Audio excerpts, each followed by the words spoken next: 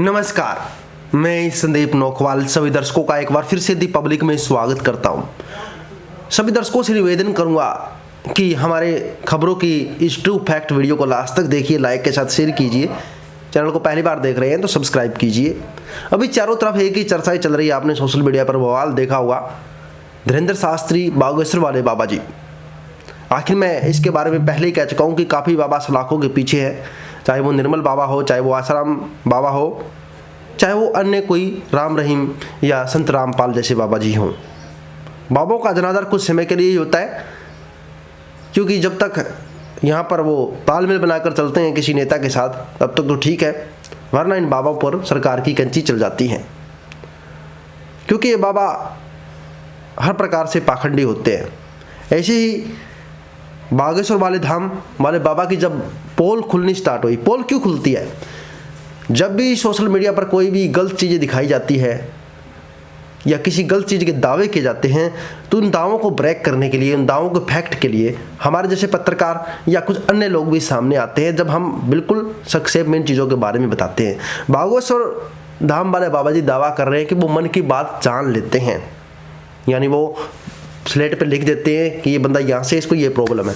आखिर ये कौन सी कला है? इस कला के बारे में जानकारी बताएं तो ये कला काफ़ी लोगों के पास मिल जाएगी। वो क्या होता है कि आप मन के अंदर जो भी सोचते हैं, तो आपके जो लिप्स है या आपकी आंखें हैं या बॉडी लैंग्वेज है, कुछ चीज़ें से इशारा करती है। जैसे कि आप बिना बोले अगर आप अपने लिप्सिंग हिलाएंगे, यानी एक तरह से आपने देखा होगा गूंगा बहनों का, कुछ चैनलों को देखा होगा जो इशारे आपने देखे होंगे, गूंगे बहनों की मन की बात दूसरे लोग समझ लेते हैं, तो वो एक कला होती है। तो इसी प्रकार से यहाँ पर दावा किया जा रहा है कुछ यहाँ पर कुछ एक्सपर्ट लोगों के द्वारा कि बाबा जी उनकी लिप्सिंग पढ़ देते हैं, जिसके कारण वो स्लेट पर लिख देते हैं।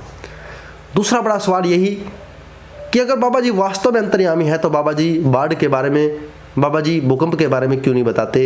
या देश के अंदर कोरोना काल आया तो बाबा जी ने सरकार को 2 या 3 महीने पहले क्यों नहीं बताया कि कोरोना आएगा, आप थोड़ा सावधानी बरतिए ताकि देश के अंदर लॉकडाउन ना लगाना पड़ता है, इतना बड़ा नुकसान ना होता।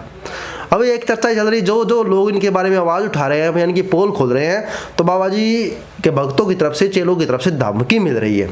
एक हमारे ही साथी पत्रकार को, आर्टिकल वाले पत्रकार को यानी नवीन कुमार को धमकी दी गई। लिखा जा रहा है कहीं पर पैसे की डिमांड कर रहे हैं इनके भक्त, कमेंट के माध्यम से कहीं पर धमकी दे रहे हैं कि आपका पेज बंद करवा देंगे, आपका चैनल बंद करवा देंगे अगर आपने बागेश्वर धाम वाले बाबा के बारे में बोला। तो हम कहते हैं कि हम सभी पत्रकार सिर्फ फैक्ट्स पे बात करते हैं, जो सबूत होते हैं, जो रियलिटी होती है वही बताते हैं, जो सच्चाई दिखाई जा रही है वही। हम नहीं कहते कि यहाँ पर बाबा जी पाखंडी है, बाबा जी ऐसे हैं, बाबा जी के पास सिद्धि ज्ञान नहीं है, बल्कि हम ये कहते हैं कि बाबा जी जो चीज़ें दुनिया को दिखा रहे हैं वो चीज़ें इस टाइप से भी हो सकती है। चमत्कार जैसी कोई चीज़ नहीं होती। हम सिर्फ फैक्ट पे बात करते हैं कि बाबा जी के पास चमत्कार है, तो बाबा जी इन समस्याओं का सोल्यूशन क्यों नहीं करते? बाबा जी क्यों भूकंप की घटनाओं को नहीं रोकते?